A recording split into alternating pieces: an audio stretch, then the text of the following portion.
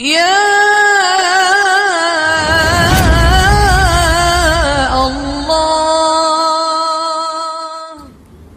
کہ اللہ مل رہا ہے، اللہ ملا تو سستا سودا۔ جب اسماعیل علیہ السلام سے کہا نا ابراہیم علیہ السلام نے کہ بیٹا تیرے ذبح ہونے کا حکم ہو چکا ہے، کیا کہتے ہو؟ تو انہوں نے کہا جلدی کرو، یا ابت افعل، یا ابت افعل، ابا جلدی کرو۔ تو ابراہیم سمجھے کہ شاید یہ پتہ نہیں چلا اس کہ بیٹا تمہیں خبر ہے میں کیا کہہ رہا ہوں؟ کہاں خبر ہے، بڑا اچھا سودا ہے، آپ کے بدلے میں اللہ مل جائے گا، اللہ آپ سے زیادہ بہتر ہے، دنیا کے بدلے میں جنت ملے گی، جنت دنیا سے بہتر ہے۔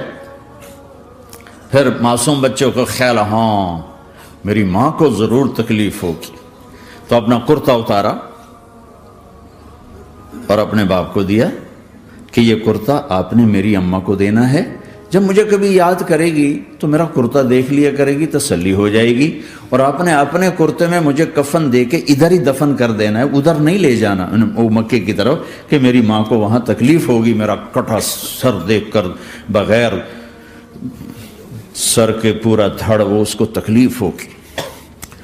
ایسا اطمینان سے، چونکہ اور ذبح ہونے والا بھی ایسی باتیں کرتا ہے، بابا میرے ہاتھ بھی باندھ دے، میرے پاؤں بھی باندھ دے، کہ ممکن ہے جب تو چھری چلائے اور میرا ہاتھ پاؤں ہلے تو تجھے لگ کے تمہیں تکلیف نہ ہو جائے۔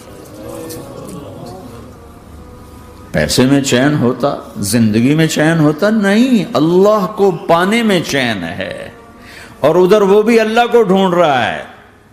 ارے میرے بھائیو، 60 برس کی دعا کے بعد بیٹا ملا،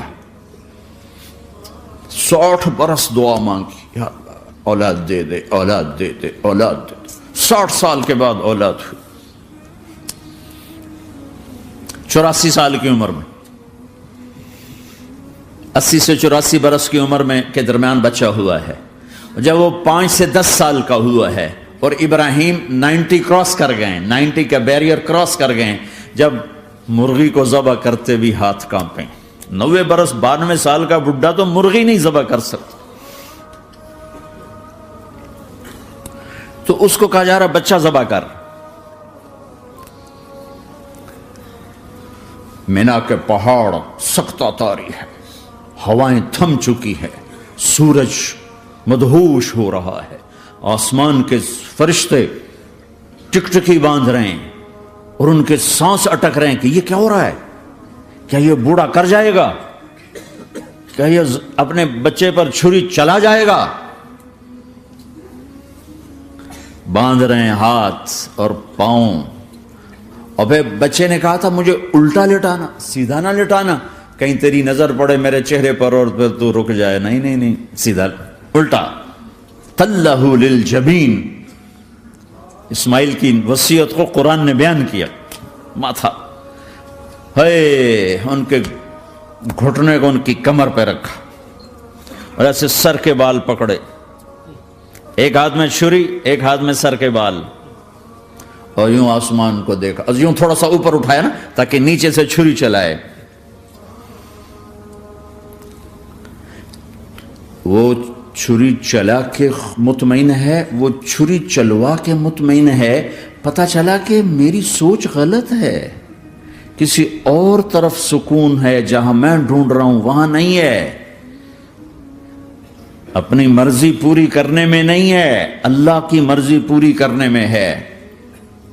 یوں پکڑا، گھٹنا رکھا، یوں دیکھا، آسمان کو دیکھنا تھا کہ فرشتوں کی چیخیں نکل گئی، کہا اے اللہ، ہائے ہائے ہائے، کاش وہ مینا کے پہاڑ ہوتے جہاں یہ قصہ ہوا، اب تو حاجیوں کی وجہ سے انہیں توڑنا پڑا۔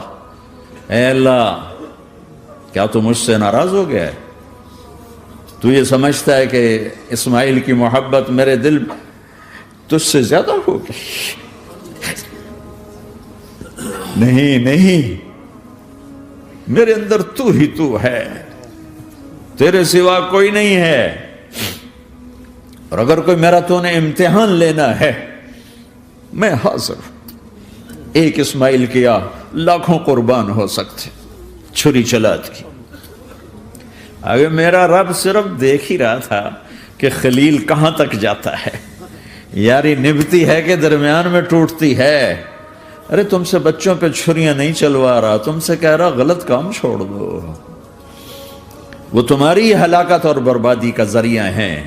یا موت سے ٹکر لے کے دکھا دو، یا قبر کے گڑھے میں جانے سے انکار کر دو، یا موت کے بعد کھڑے ہونے سے انکار کر دو، یا میرے رب کی جہنم کو پانی سے بجھا دو، میرے اللہ کی جنت کو آگ لگا دو، اور کہہ دو کوئی اللہ نہیں، کوئی حساب کتاب نہیں، جاؤ جو مرضی کرو۔